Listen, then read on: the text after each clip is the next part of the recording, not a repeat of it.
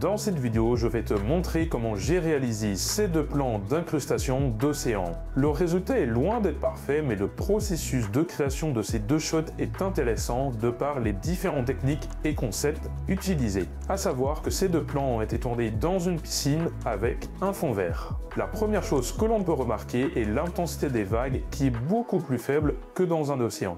Donc en post-production, ça a compliqué les choses pour venir faire fondre l'eau de la piscine avec l'eau en 3D. En parlant de post-production, qui était la partie la plus longue de cette réalisation, ces deux plans ont une approche complètement différente. Déjà niveau logiciel, dans le premier j'ai utilisé Houdini pour générer l'océan, Karma pour rendre les images et Nuke pour faire le compositing.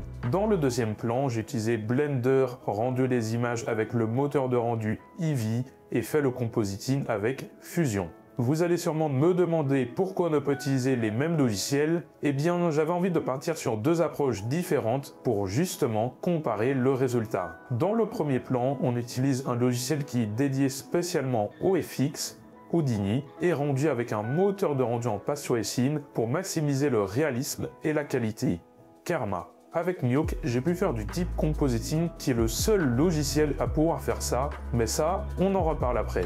Dans le second shot, je suis parti sur une approche moins coûteuse avec Blender et Fusion qui sont gratuits et surtout au niveau du rendu, Eevee rend des images en temps réel.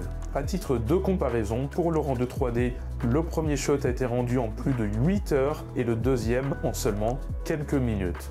Maintenant, rentrons plus en détail sur chaque plan. Ici, j'ai généré un océan dans Houdini à l'aide de Displace, c'est-à-dire qu'en fonction de la valeur de noir et de blanc, on va créer du volume sur une surface. J'ai pu gérer la vitesse, l'intensité et la taille des vagues pour générer mon océan. Ensuite vient l'étape du shading, c'est-à-dire ajouter un matériau qui permet de différencier l'eau de la lave ou d'un jus de fraise. La première chose que j'ai fait au compositing est le mat, c'est-à-dire créer un masque de mon personnage.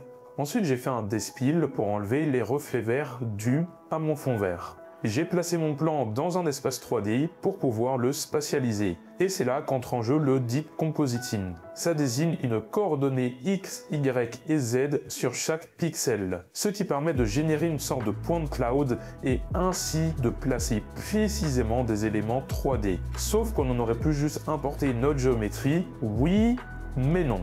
L'intérêt du Deep est de placer un élément sans avoir de problème de liseré ou d'aliasing. En l'occurrence, ici l'océan est à la fois devant et derrière mon personnage. Ça dépend des vagues. Ce qui fait qu'il est impossible de le composer de manière classique, sinon j'aurais dû faire des masques en fonction de la profondeur pour choisir quelle vague est devant et derrière, sans compter les problèmes de liseré que j'aurais eu. Le Deep a une très grande flexibilité, par contre les images sont beaucoup plus lourdes. On peut observer que sur la play d'origine, une lumière vient de la droite, donc j'ai rajouté cette lumière grâce à la passe de normal. Ensuite, je suis venu rajouter de la pluie générée par un noise et mise des cartes dans l'espace 3D. J'ai créé une profondeur atmosphérique pour venir fondre la transition de l'océan.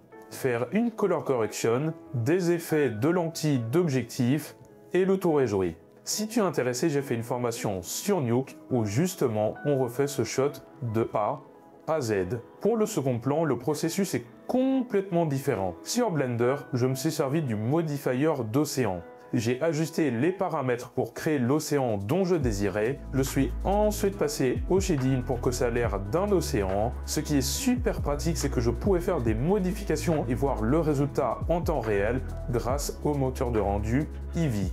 Le compositing de ce plan ne s'est pas fait avec Nuke, mais avec Fusion. Pareil, j'ai effectué le mat pour créer un masque. Je suis venu faire de la color correction sur mon océan pour venir le matcher à l'eau de la piscine. Et je suis également venu rajouter une lumière qui vient de la droite et une profondeur atmosphérique. Grâce au système de particules de fusion qui est vraiment excellent, j'ai généré de la pluie et les rebonds sur la surface. Je suis venu l'ajouter à mon plan, un peu de color correction et le tour est joué. Le résultat entre les deux plans est assez inégal. Si vous voulez un résultat qualitatif, ça sera au détriment du temps que vous allez passer à créer votre océan, mais aussi du temps de rendu. Donc selon vos envies et vos besoins, vous allez plutôt privilégier une méthode que l'autre.